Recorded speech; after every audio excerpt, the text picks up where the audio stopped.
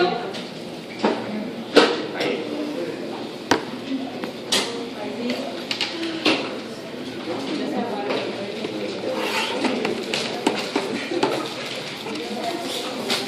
Y vimos que había diferentes fases, que iniciaban con una fase vascular, que era la fase en la cual se percibía el daño y que ese daño se empezaba a proyectar tanto a la parte del endotelio como al torrente sanguíneo. Y que eso empezaba a generar una diversidad de factores que se aseguraba de iniciar la cascada de la coagulación. Iniciar lo vamos a poner ahorita aquí, ¿sí? Vamos a ver por qué. Que había 2 vías que podían favorecer la formación de fibrina, que era la segunda etapa, junto con la tercera, o las 2 que se dan simultáneo, que eran la formación del trombo con la formación de fibrina, que se podía dar por 2 vías. La extrínseca, la intrínseca, que terminaban en una vía común. ¿Sí? Entonces, teníamos acá simógenos de proteasas que se convertían, por ejemplo, en proteasas, que activaban a más homógenos, que tenían unos cofactores, que tenían fibrinógeno, que terminaba siendo convertido a fibrina, y que tengo algunas transglutaminasas que se encargan de estabilizar todavía más esa malla de fibrina. Entonces acá, lo que quiero que vayan viendo es identificando como cada etapa del proceso. Entonces vamos a empezar con la vía intrínseca. Ya se inicia con la fase de contacto en respuesta a un daño tisular. El contacto de ese daño tisular empieza a generar el factor 12, el factor 11, calicreína, y todo lo que vamos a ver ahorita, que son cosas que actualmente se cree que no son importantes para que pueda darse el proceso de coagulación. Entonces, los ingredientes para que se pueda dar esta cascada son el factor 12, 11, 9, 8, 10, precalicreína, cininógeno dentro del molecular, calcio y fosfolípidos plaquetarios. Todo esto se va a ir ordenando para terminar en la activación del factor 10. El factor 10 desde el enzimógeno pasa a ser una enzima catalíticamente activa. Vamos a ver cuál es la función. Esta fase, la fase intrínseca, tiene mayor importancia en la fibrinólisis que en la coagulación. ¿Qué era la fibrinólisis? El rompimiento de la fibrina, ¿sí? Entonces acá lo que quiero que vean es que estoy hablando de que parte de la formación de fibrina tiene mayor importancia en la degradación de fibrina. Entonces, ¿cómo así? Vamos a ver que los primeros 4 componentes de esta cascada no son esenciales para que se dé la coagulación. Entonces se cree que únicamente se están activando como para que al momento en que estén en exceso se dé la señal más adelante de que tenga que apagarse. Sería como una inactivación, ¿sí? O sea, de adelante estoy apagando para más adelante. ¿Sí se entiende? ¿Sí? ¿Más o menos? Pues hagamos la cascada de la ¿no? Sí.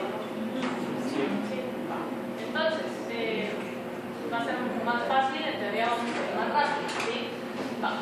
Vamos a hablar de esto más adelante. Antes de empezar con la cascada, yo necesito formar o madurar algunos factores de coagulación. ¿En qué consiste la maduración de los factores?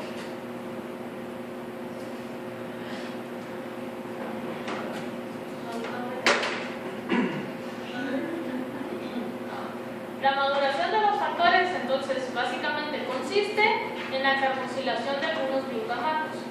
Los glutamatos carboxilados forman gamma-carboxiglutamato. O sea, yo le estoy poniendo un ácido carboxílico extra a este glutamato. De tener un ácido carboxílico, ahora es un gamma-carboxilato. Tienen 2 carboxilatos, el que ya tenía y el que le estoy agregando. Ese residuo de glutamato ahora se llama residuo GLA. Si se recuerdan, un residuo era un aminoácido que formaba parte de una proteína. Si estoy hablando de un factor de la cascada de la coagulación, estoy hablando de un simógeno. Un simógeno es una proteína que al momento de activarse se va a convertir en enzima. Pero entonces, si es una proteína, tiene glutamatos en su estructura. Los glutamatos de su estructura sufren la carboxilación y de ser glutamatos se convierten en residuos GLA. ¿Sí? ¿Qué factores necesitan ser madurados? El 2, el 7, el 9, el 10, más la proteína C y la proteína S. ¿Para qué sirve proteína C y proteína S?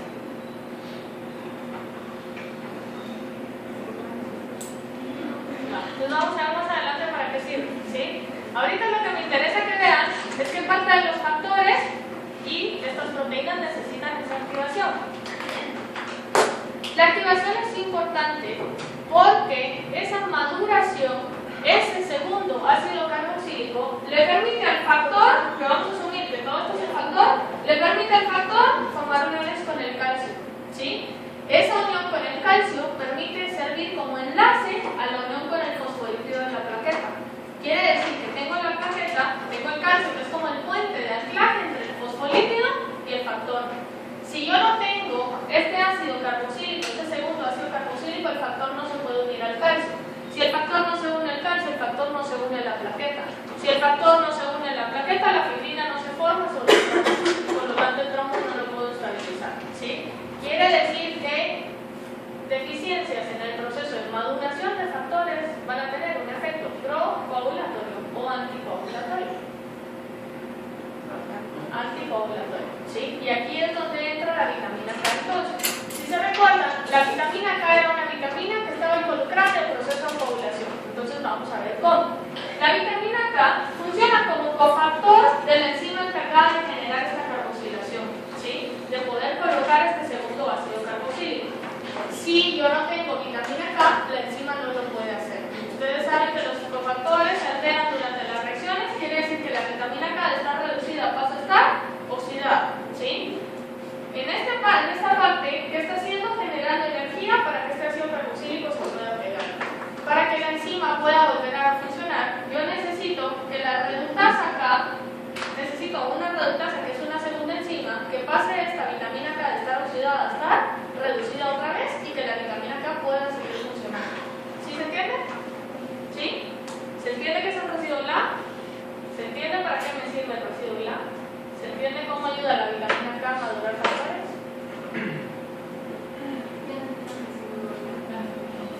Va. ¿Qué pasa? Entonces se reduce a la vitamina K. ¿Cómo? La vitamina K funciona con la enzima para carboxilar. para la carboxilación del residuo Entonces, de por eso glucosa. te digo, ¿cómo ayuda el Tengo- GLA a la vitamina K? ¿Cómo ayuda qué? No, la vitamina K, la. Al revés. ¿Cómo ayuda la vitamina K A crearse. No sé cómo se lo dije, pero sí era. ¿Cómo ayuda la vitamina K a la maduración de los factores? ¿Sí? Va. El residuo glutamato es un aminoácido normal, ¿sí? Un glutamato normal. Ustedes saben que los glutamatos en las cadenas R tienen un ácido carboxílico extra. ¿Sí lo saben? ¿Sí lo saben? ¿Qué cosa? Deberían de saber. Que el glutamato tiene un ácido carboxílico en su cadena R. Viene la vitamina K junto con la enzima con la que trabaja y le va a agregar un segundo ácido carboxílico. Ese segundo ácido carboxílico o esa reacción es una reacción de carboxilación. Ese segundo ácido carboxílico convierte el glutamato en gamma-carboxilglutamato, abreviado GLA. ¿Sí? Quiere decir que el residuo GLA es un ácido glutámico con dos ácidos carboxílicos. ¿Para qué me sirven los dos ácidos carboxílicos? Los dos juntos enlazan al calcio. Uno solo no se puede enlazar al calcio, ¿sí? Quiere decir que si solo tengo uno, no tengo ese pegamento para que se una el factor a la plaqueta. ¿Sí se entiende? Entonces, la cascada inicia con el factor de contacto que decíamos era el factor 2. El factor 2 es un simógeno. ¿Qué necesita para que se active? Una serie. Una serina. ¿Quién? ¿Cómo digo? ¿Quién es la serina? ¿Yo veo que está en situación? No, pues Solo solo como quieras. Solo los factores.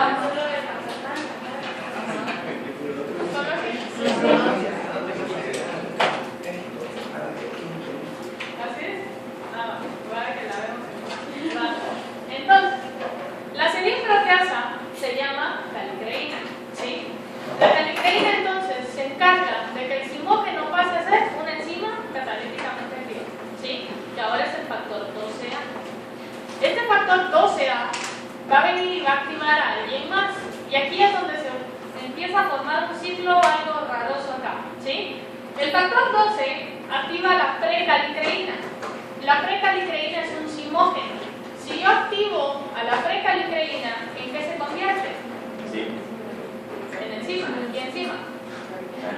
En la calicreína. Entonces, si se fijan, la calicreína activa el factor 12, pero el factor 12 activa la precalicreína para que la calicreína lo siga activando. ¿Sí se entiende? ¿Sí?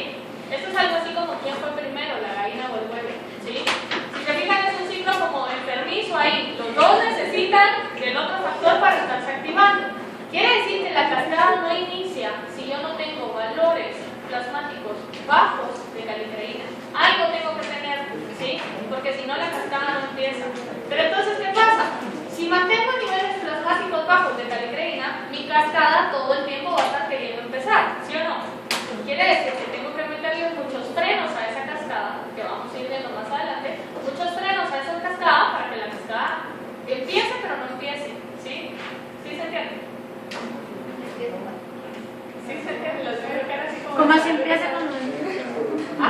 Empieza cuando no empieza.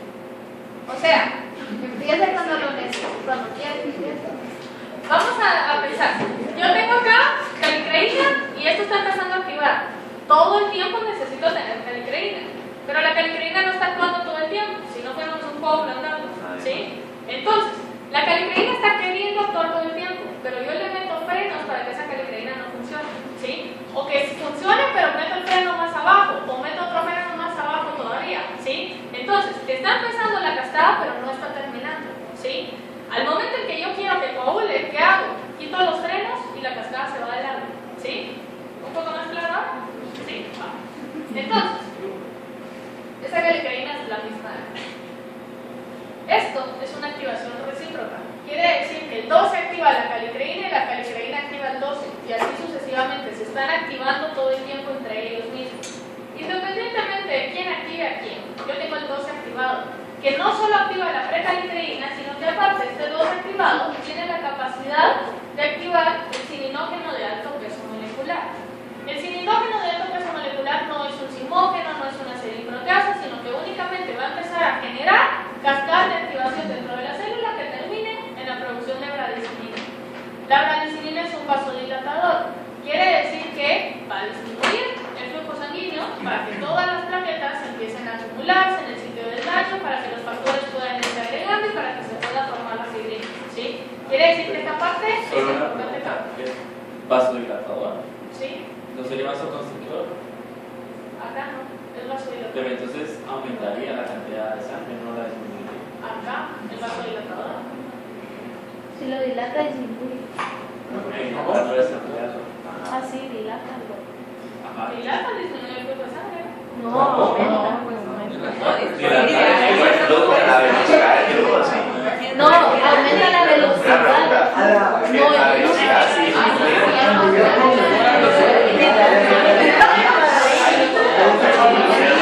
si dilata de mayor velocidad. Sí, ya también, no, pero es que ya no puedo.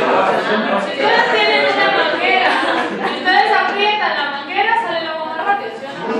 Vaya, si aflojan la manguera, el agua sale Pero es verdad. algo así. ¿Sí? ¿Sí? Sí, aumenta.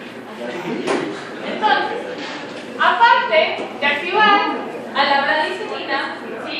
Y activar a la precalicreína, el 12 tiene la capacidad de actuar sobre el 11, ¿sí? El 11 es un simógeno. Si el 11 es un simógeno, al momento en que es lisado, va a ser convertido a un 11 activado, ¿sí? El 11 activado entonces se une con calcio. ¿Qué factores necesitaba la maduración con residuos GLA? 2, 7, 11. 2, 7, 9. 10 y 10. proteína. Quiere decir que el 11 no lo necesita, ¿o sí? No. El 11 no lo necesita. Quiere decir que este calcio no es para que el 11 se una a una plaqueta, sino que este calcio es cofactor de la enzima. ¿Sí? Acuérdense que todos los homógenos se están activando a enzimas. Quiere decir que si no tiene el cofactor, la enzima no funciona. ¿Sí se entiende? Este 11 entonces puede actuar sobre el 9. El 9 es el simógeno. Y el 9 ahora se une a calcio y forma el 9 activado. El calcio sí necesitaba formación de residuos GLA, ¿sí o no? Bueno, no. No sé. ¿Sí? 2, 7, 9 y 10. ¿Sí? Más proteína C, más proteína S. Quiere decir que en este caso, yo veo acá que el factor 9 tiene a este calcio para unirse a fosfolípidos, pero el factor 11 no lo tiene para unirse a fosfolípidos, lo tiene como cofactor. ¿Sí? Paralelo a todo esto, yo tuve que haber tenido activando el factor 8. El factor 8 es un cofactor. Quiere decir que no es una enzima catalíticamente activa, sino es un cofactor proteíco, pero un cofactor que necesita ser activado. Quiere decir que el factor 8 pasa a factor 8 activado. ¿Quién lo está activando? Trombina. La trombina. ¿Y la trombina de dónde salió? ¿Recuerdan cómo va la cascada? ¿Sí? Al final la trombina activa el plasminógeno y el plasminógeno la plasmina.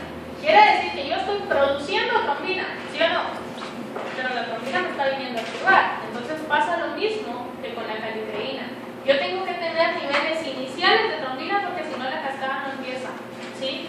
Quiere decir que regreso a la parte de los frenos. Tengo que tener muchos frenos más adelante está activando la cascada, en algún momento no estuvo coagulando. ¿Sí se entiende? Miren, les veo cara así como de... ¿Por qué? ¿Están cansados o no me están entendiendo? ¿Ah? Pero sí me están entendiendo. Eso es lo que me interesa. Están cansados, lo siento. Pero es lo mismo que con la calicreína. Es lo mismo. Tengo que tener niveles basales. ¿Sí? Va. Entonces, este factor 8 activado le tiene que tener un cofactor. ¿Sí o no? Va. Entonces, y el factor 9 decíamos que necesitaba calcio porque se iba a unir a los fosfolípidos de la plaqueta. ¿Sí? Entonces acá yo estoy viendo. Tengo el fosfolípido que está sobre la plaqueta. A ese fosfolípido se le pega el calcio. El calcio se le une el factor maduro que ya está activo. Y ese factor, que es una enzima, necesita un cofactor activo para que pueda trabajar. Quiere decir que estas cuatro cosas están pegaditas una con la otra. Quiere decir que se está formando un complejo. El nombre del complejo es complejo tenaza. Ese complejo tenaza es como una gran tijera, ¿sí? Y ese complejo ahora va a ir a activar a quién. ¿Qué termina la cascada? La activación del 10. Quiere decir que va a agarrar el 10, va a buscar un residuo entre arginina y soleucina y lo va a cortar, porque acuérdense que es una proteasa, ¿sí? Esta es un complejo de una serin-proteasa grandotota. Entonces, esta serin-proteasa corta el factor 10 y el factor 10 se convierte en un factor 10 activado y aquí termina la vía intrínseca. ¿Qué es la serin-proteasa? ¿Ah? ¿Qué es la serin-proteasa? Todo el complejo tenaza es una serin-proteasa. Esto es intrínseco. Esto es intrínseco. ¿Sí? ¿Vamos bien hasta acá? ¿Se entiende la cascada? ¿Sí? Eso es lo que hablamos ayer, que un simógeno como que activa a otro y a otro. Exacto.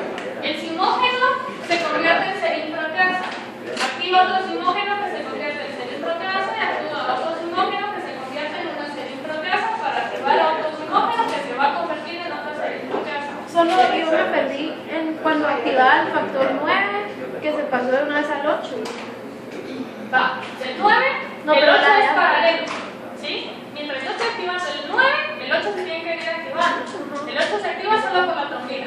Ahora tengo 9 y 8 activados. Y eso se unen a calcio y a la plaqueta, a los fosfolípidos de la plaqueta. Y esas cuatro cosas juntas forman el complejo tenaza. Pero el 8 sería el extrínseco. O también El 8 es parte de esta misma vía. ¿Sí? Lo que quiero que vean es que no sigue como en paralelo a la activación, sino está entrando. ¿Sí? Está entrando en alguna parte de la vía. Me preocupa verlos así, les voy a decir por qué, porque es un tema que en teoría ya viene. ¿Sí? Les pregunto si me entienden y me dicen que sí, y después me dicen que no. Entonces, traten de tratar un ratito, ¿sí? Por lo menos de aquí a las 10. Entonces, esta parte que está acá es como el residuo vía interactúa con el calcio y con la plaqueta. Entonces, yo tengo acá los fosfolípidos de membrana, el calcio, si se fijan, esto es un residuo blanco, porque ahora tengo dos ácidos carboxílicos, ¿sí?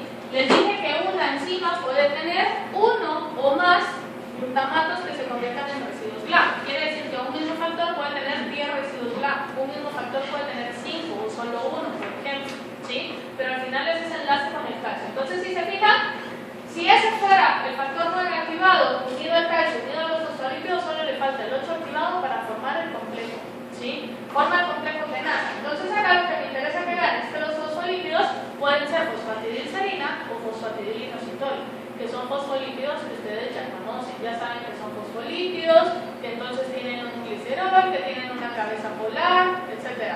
¿Sí? Otra cosa importante acá es que la plaqueta, ¿ven las cargas negativas que tiene ahí en rosado? ¿Sí? Esas cargas negativas normalmente no están. Quiere decir que la plaqueta tuvo que activarse para que eso pasara. Vamos a ver la activación plaquetaria más adelante. Pero entonces que sepa que paralelo a la cascada de la coagulación se tiene que dar una activación plaquetaria, porque si la plaqueta no está activa, los factores no se depositan sobre la plaqueta. Y por eso es que un número bajo de plaquetas produce hemorragias, ¿sí? O plaquetas ineficientes. Por ejemplo, una persona con leucemia puede llegar a tener 4 millones de plaquetas y ninguna sirve, ¿sí? Cosas así. Entonces acá lo importante es que puedan ver que yo necesito que los fosfolípidos se expresen. Es como cambiarle la conformación a la membrana. Los fosfolípidos, este fosfatidilinositol y fosfatidilcerina, inicialmente están hacia adentro. Cuando se da la activación plaquetaria,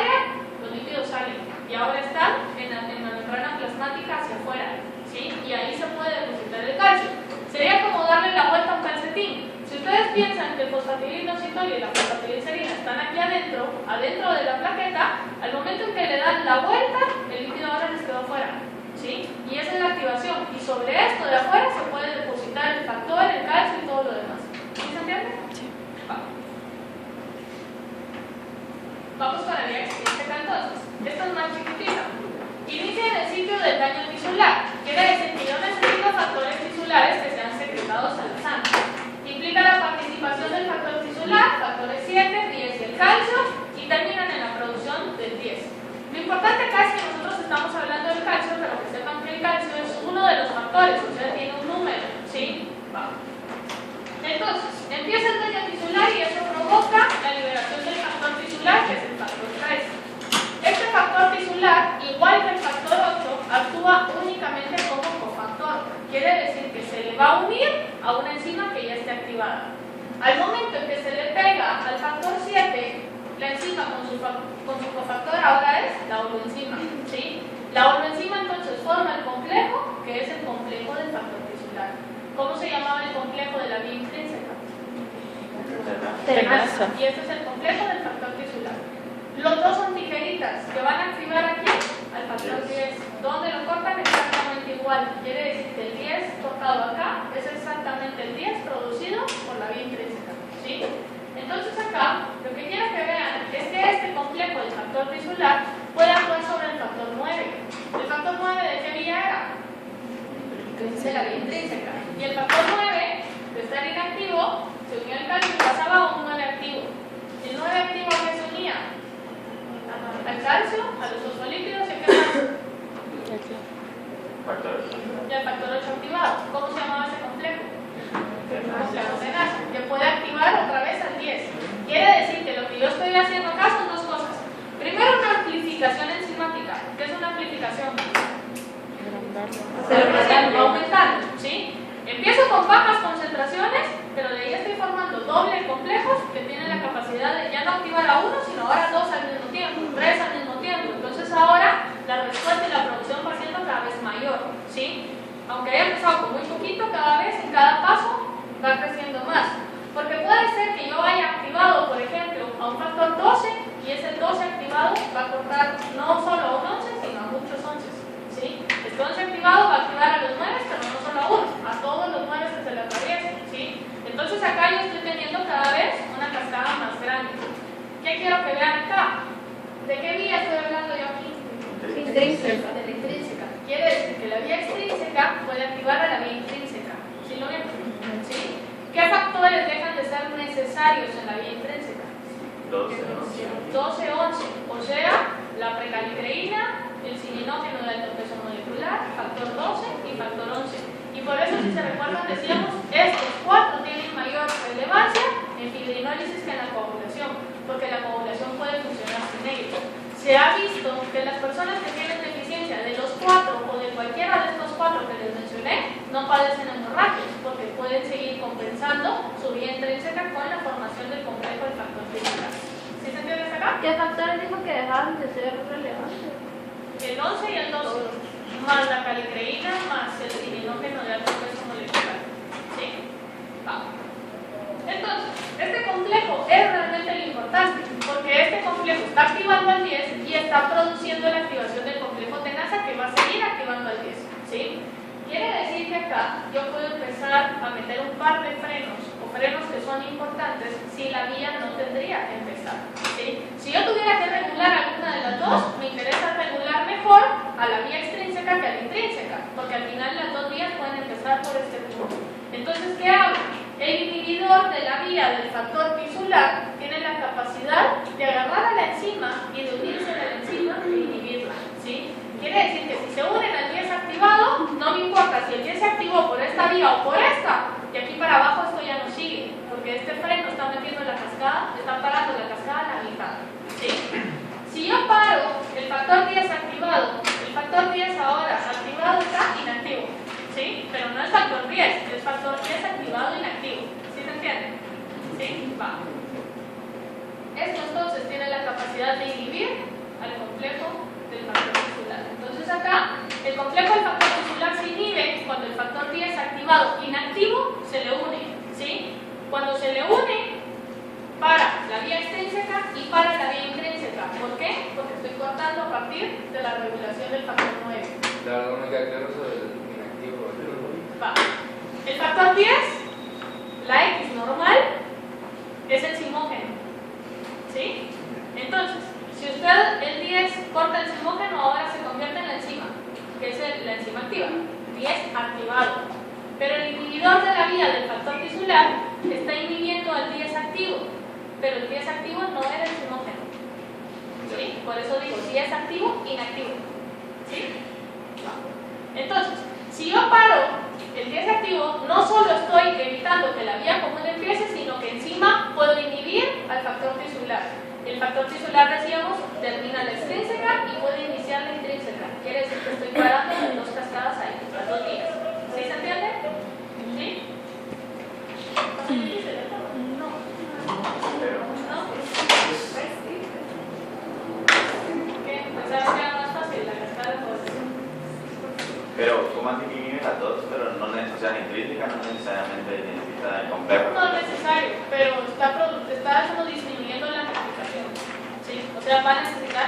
Lo que pasa es que si inhibe el factor tisular, está inhibiendo las dos, esta en menor cantidad, la intrínseca en menor cantidad, pero la intrínseca ¿con qué factor termina? Con el 10, que se va a unir al inhibidor de la vía del factor tisular y lo mismo.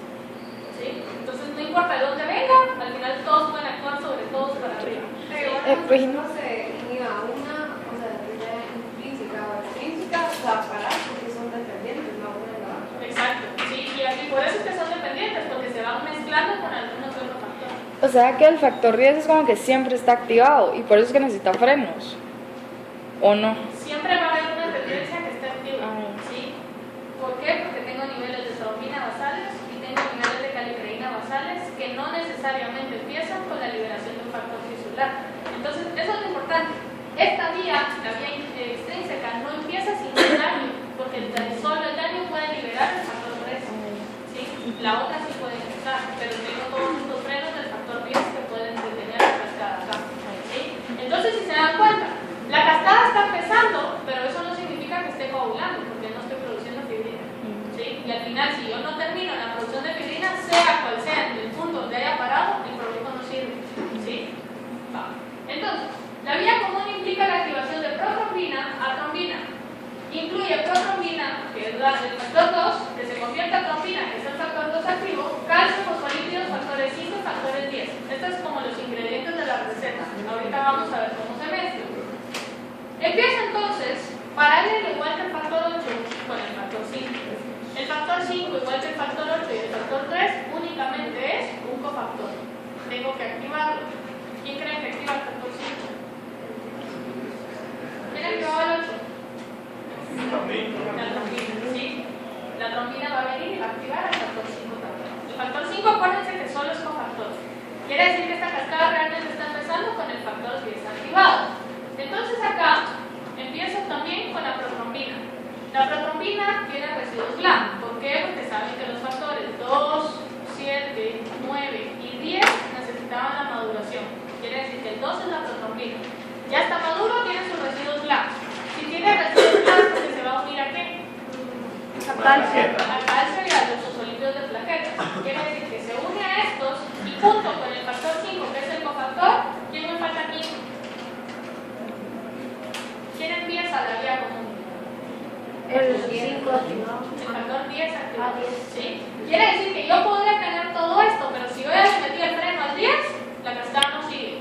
¿Sí? Pero si yo tengo el factor 10, se forma un nuevo complejo, que ahora es el complejo protrombinasa. ¿Por qué? Porque va a convertir la protrombina a trombina.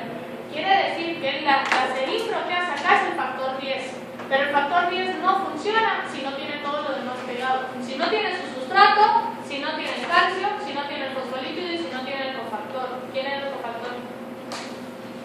El factor 5. ¿Sí? Entonces el factor 10 es como la tijerita que va a venir a cortar a la protrombina para convertirla en trombina. Quiere decir que el factor 2 ahora se convierte en un factor 2 activado. Esta misma trombina es la que me activa el factor 5 y es la que me activa el factor 8 para que el factor 10 pueda estar aquí.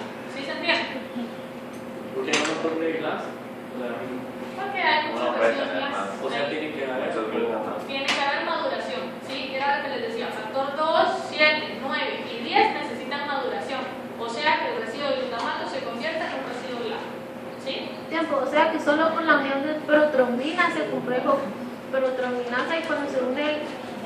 activado, No, todo junto es el protrombinasa.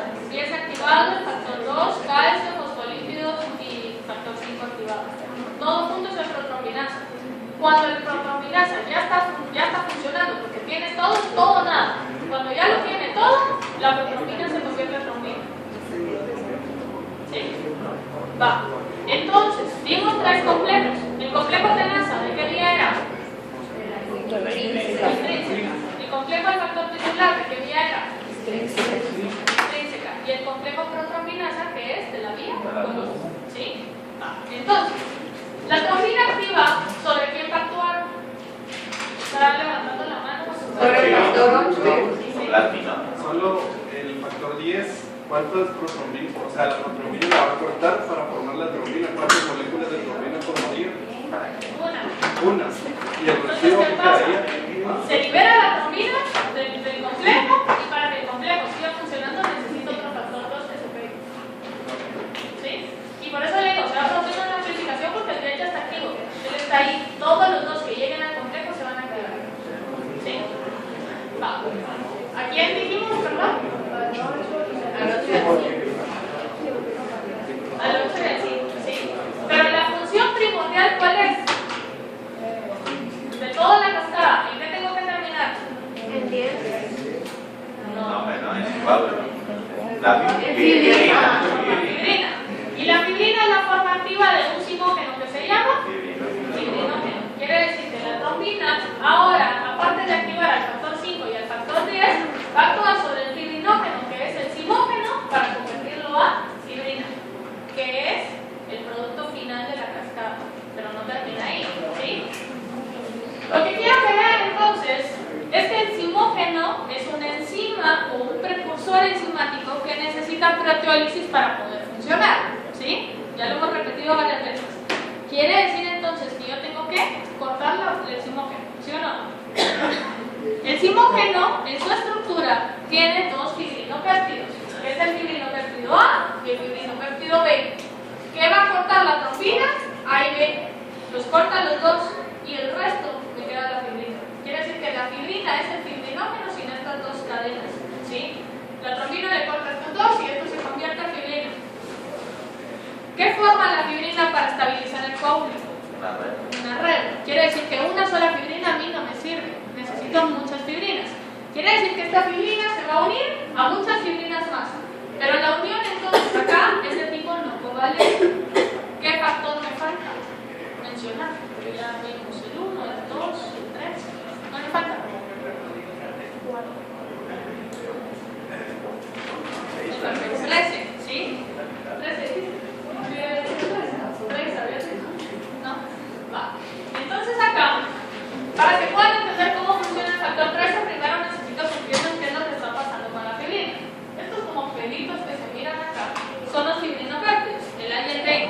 Decíamos que la trombina, que era la enzima, va a venir a cortar los fibrinopéptidos, ¿sí? Los corta y el fibrinógeno se convierte ahora en fibrina, monómero, unidad, ¿sí? Que se empieza a unir con muchos para formar un polímero de fibrina. Pero este polímero tiene uniones de tipo no covalente, ¿sí? Quiere decir que ahora viene el factor, solo para que vayan viendo qué es lo que va pasando acá. El polímero de fibrina insoluble atrapa plaquetas en trocitos y puede formar trombos rojos, trombos blancos, que dependen de la concentración de eritrocitos, de la concentración de plaquetas, de la concentración de leucocitos que tengan, ¿sí? Entonces, está el daño, se unen las plaquetas, ya están activas, esto empieza a producir factores de la cascada de la coagulación que terminan en la producción de fibrina, ¿sí? La fibrina ahora necesita esa estabilización covalente, entonces acá es lo mismo que hemos dicho. Fibrinógeno por trombina se convierte en monómero, luego a polímero, y este polímero debe de estabilizarse de forma covalente. Para que pueda estabilizarse de forma covalente, yo necesito ir cruzando enlaces, ¿sí? Entre uno y otro, para que sean covalentes y sean más estables. ¿Quién lo hace? El factor 13 activado. Si es activado, quiere decir que eras una vez un simógeno, ¿sí? ¿Quién está activando el simógeno? La trombina. Quiere decir que la trombina activa el factor 5, al factor 8 y al fibrinógeno, ¿sí? Y el factor 13. Quiere decir que la trombina es acá el punto clave de la cascada, porque es quien lo inicia, y vamos a ver más adelante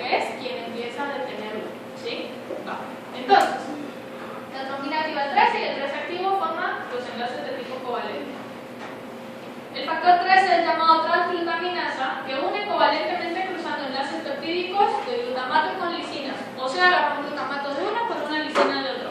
Una lisina con un glutamato con una lisina. Y así va agarrando cada uno de los monómeros para que se forme la red que pueda atrapar ya a todas las plaquetas y todo lo demás. ¿Sí? ¿Vamos bien hasta acá? Sí. ¿Sí? Esto es como un resumen de la cascada que ya no les quiero explicar. Esto que está acá es como la regulación. Les digo es como porque realmente la regulación, si se dan cuenta, es bien compleja.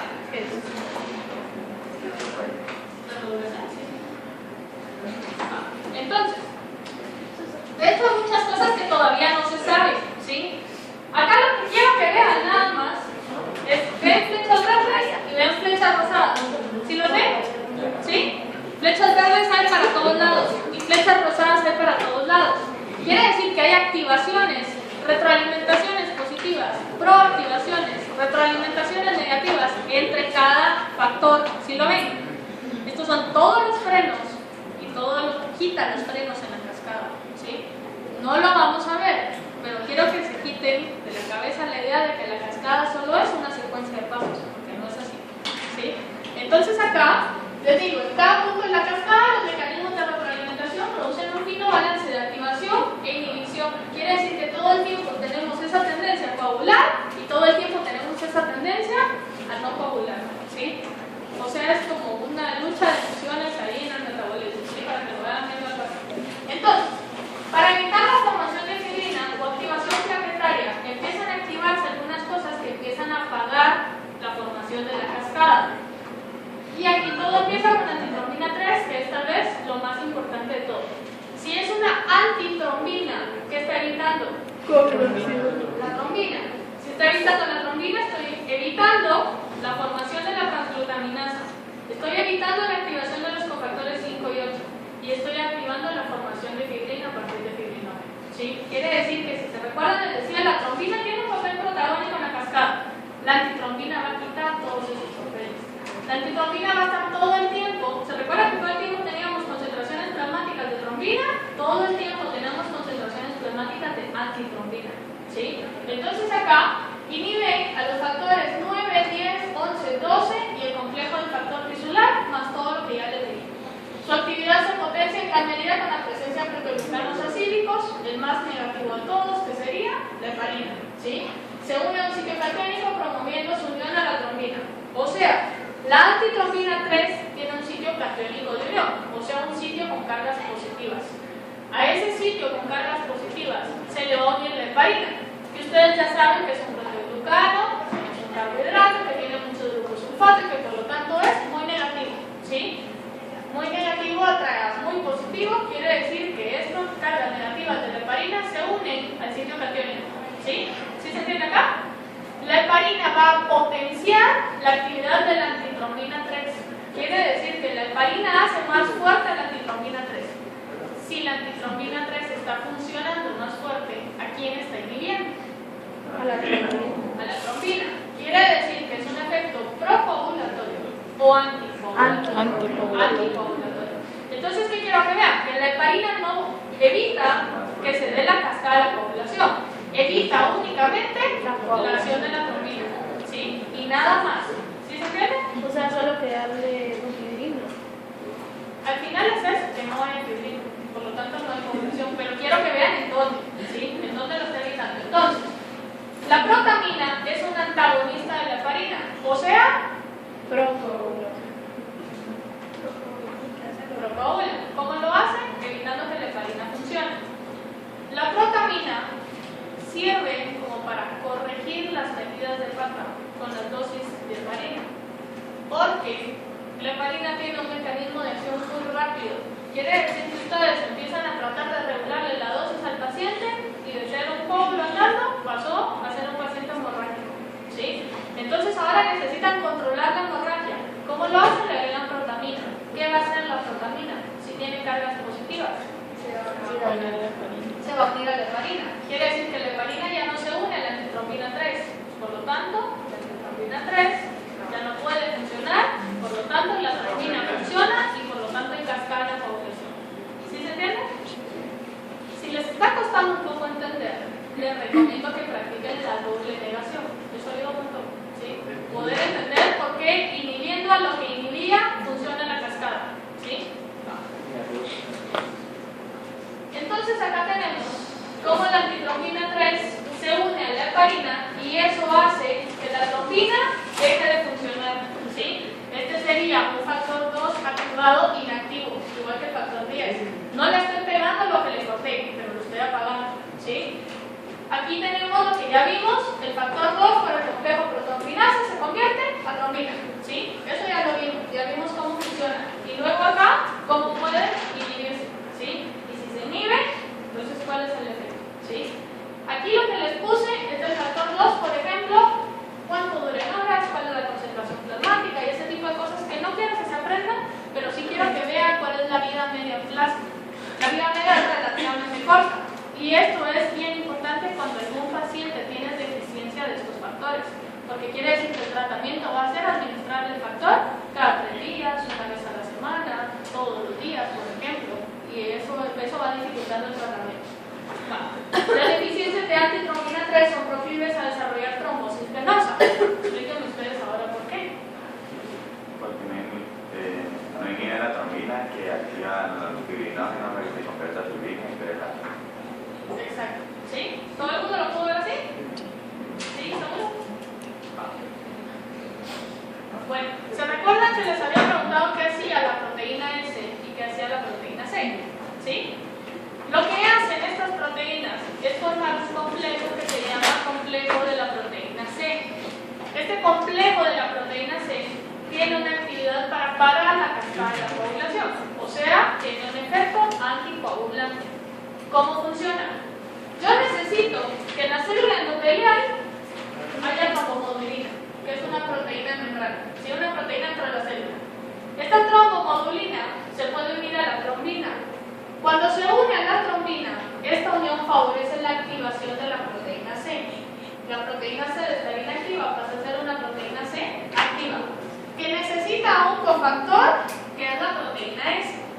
La proteína activa con su cofactor ahora forman el complejo de la proteína C. El complejo de la proteína C ahora va a degradar al factor 5 activado y degradar al factor 8 activado. Quiere decir que de estar activos pasar a degradarse por completo. ¿Qué pasa con la vía intrínseca y la vía extrínseca? Se detiene, ¿sí? ¿Sí se entiende? ¿Otra vez? Trombomodulina dentro de la célula, ¿sí? Se une a la trombina. Juntos estos dos activan a la proteína C. La proteína C de estar inactiva se activa. La proteína activa necesita un cofactor que es la proteína S. Las dos proteínas juntas, proteína C más proteína S, forman el complejo de la proteína C. El complejo de la proteína C actúa sobre el factor 8 y el factor 5 activados y los degrada, impidiendo que siga la cascada de la vía intrínseca y de la vía extrínseca. ¿Sí se entiende? Hay algo bien interesante ahí. ¿Quién está empezando esta activación? Trombomodulina y ¿quién más? Trombina. Ah, ¿cómo así? La trombina entonces está, si se fijan, la trombina está creando el verdugo que va a venir a degradar a los factores que ella misma activó. ¿Sí se fijan? Porque la trombina activaba al factor 5 y activaba al factor 8. Entre todos los demás que mencionamos, pero activaba estos dos. ¿Sí se recuerdan? La trombina ahora está activando a la proteína C que va a formar el complejo de la proteína C que venga a degradar a los dos que ella había activado. ¿Sí? Entonces, si se fijan, la regulación aquí tiene que ser tan perfecta para que todo funcione como tenga que ser, ¿sí? Porque la trombina puede coagular o puede anticoagular. Si mucha trombina se une a una trombomodulina, el efecto es anticoagulante, ¿sí? Si mucha trombina se une a los factores 5 y 8, el efecto es procoagulante. ¿Sí lo ven? ¿Sí? ¿Vamos bien hasta acá? ¿Sí? Las siguientes dos diapositivas son lo mismo, solo que factor por factor. Factor 5 se convierte en factor 5 activado. ¿Por qué? Por el complejo con la trombina, ¿sí? Que era lo que estamos mencionando ahorita. Y el complejo de la proteína C, que son estas dos cosas juntas, unidos sobre los fosfolípidos, porque acuérdense que fue la trombina con la trombomodulina que estaban acá, lo que viene e inactiva el factor 5 para que se degrade. Les puse diapositiva por diapositiva por esto mismo que les mencioné hace un rato. Ahí está la vida media, la concentración y todo lo demás de cada factor, ¿sí?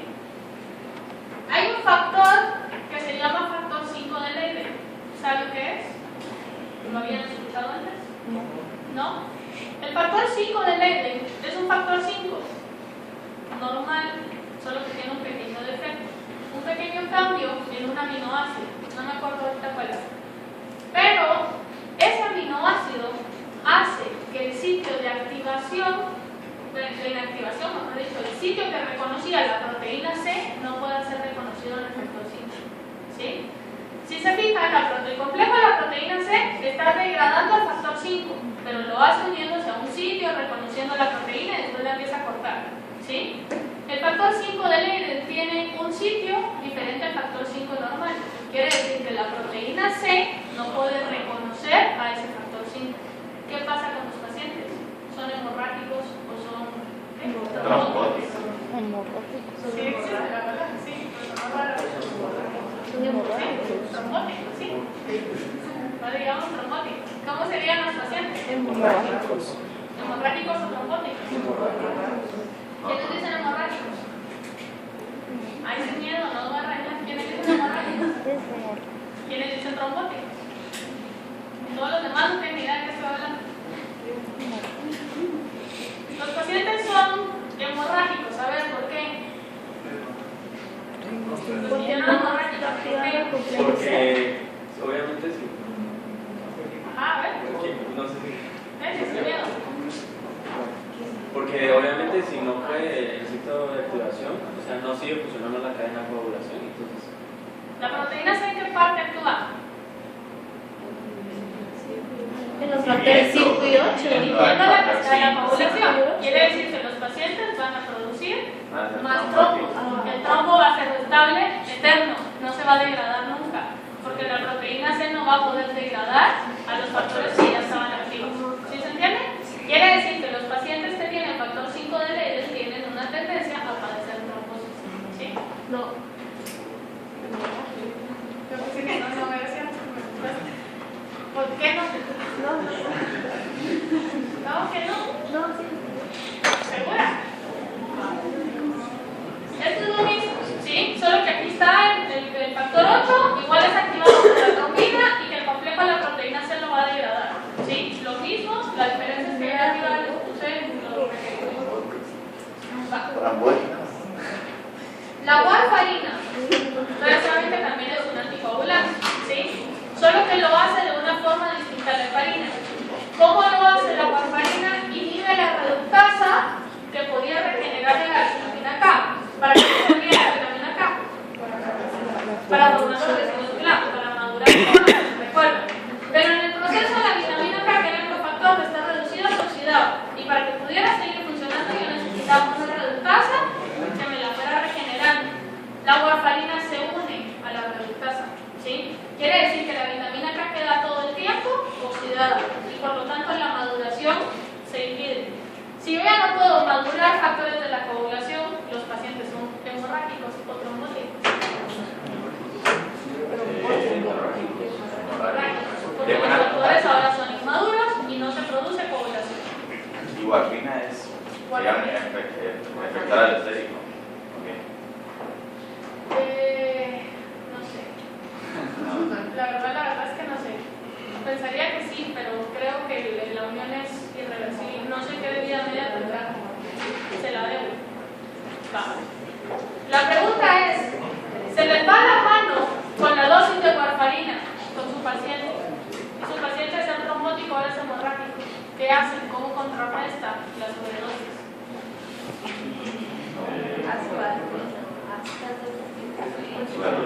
A ver, el exceso de heparina lo contrarrestaban agregando más protamina. ¿Cómo contrarrestan una sobredosis de warfarina? Con vitamina K. Con vitamina K. ¿Por qué? Porque la warfarina lo que impedía era la regeneración de vitamina K. ¿Sí? Lo importante acá es decir que la warfarina tiene una actividad muy lenta. Quiere decir que le pusieron la dosis al paciente ahorita y si en una hora no reacciona, ustedes le metieron otra y en una hora no reacciona y le meten otra, seguramente sobredosis en el paciente, porque la warfarina actúa muy despacio. Lo mismo pasa con la actividad, porque la vitamina K es a nivel de dieta, quiere decir que tiene que haber absorción intestinal, tiene que pasar al torrente sanguíneo, llegar a donde tenga que llegar. Quiere decir que al final, poder una sobredosis de warfarina es como más